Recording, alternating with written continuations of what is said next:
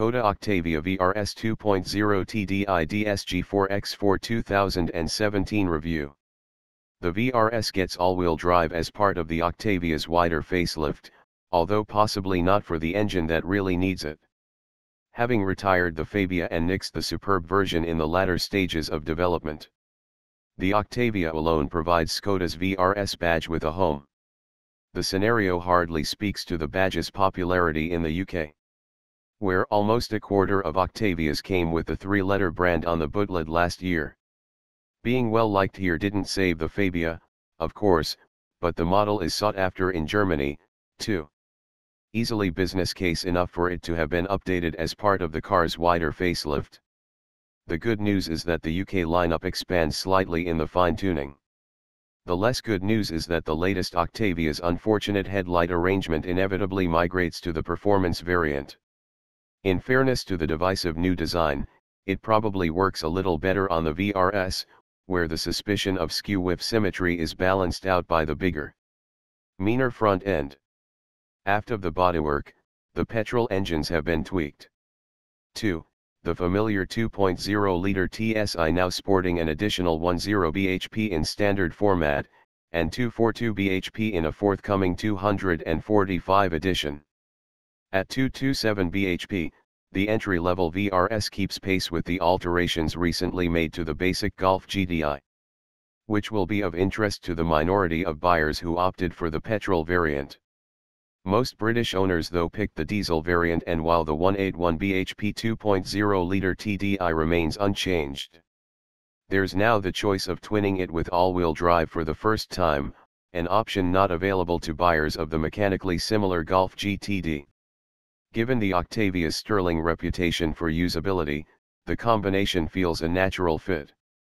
Along with it comes the updates already made familiar as part of the wider revisions, i.e. new infotainment systems with capacitive screens, a raft of new safety systems, the availability of trailer assist and adaptive cruise, and the introduction of more simply clever features, such as foldable tables on the seat backs, more power sockets and the always welcome heated steering wheel.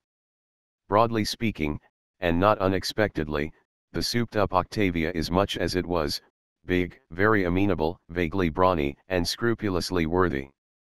The VRS sits 15 mm lower than its siblings, but the sacrifice in comfort stipulated by the increased vertical stiffness is modest.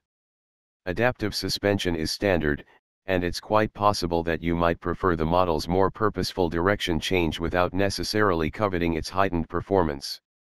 Frankly, as far as the oil burner is concerned, this is probably the best mindset to approach the VRS with, because the model is not, and never has been, enthrallingly fast.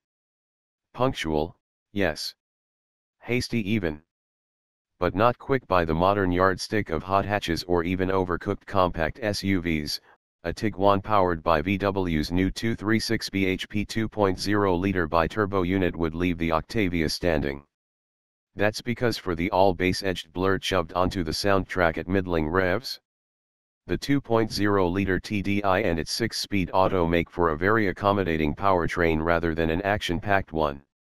That the VRS has not received either the newer 7-speed DSG, bestowed on the latest GTD, or the enhanced 188 bhp 2.0-liter TDI unit already featured on Audi product, complete with 15 pounds-foot more torque, does it know of ours.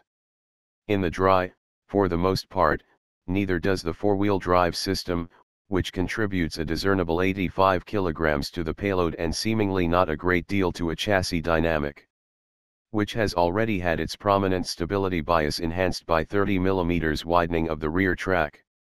Fortunate for Skoda then that Austria obliged the drivetrain with a 3-hour downpour. With the roads at an Everglade level of wet, its smarts crop up consistently enough, the assuredness in low-speed corners, the supreme tidiness of pull-aways, the nonchalance of high-speed overtaking. As expected, the dependable vibe suits the Octavia well. Its progressive steering is able and accurate enough, and what the power source misses in fireworks it counters with responsive, get me there urge.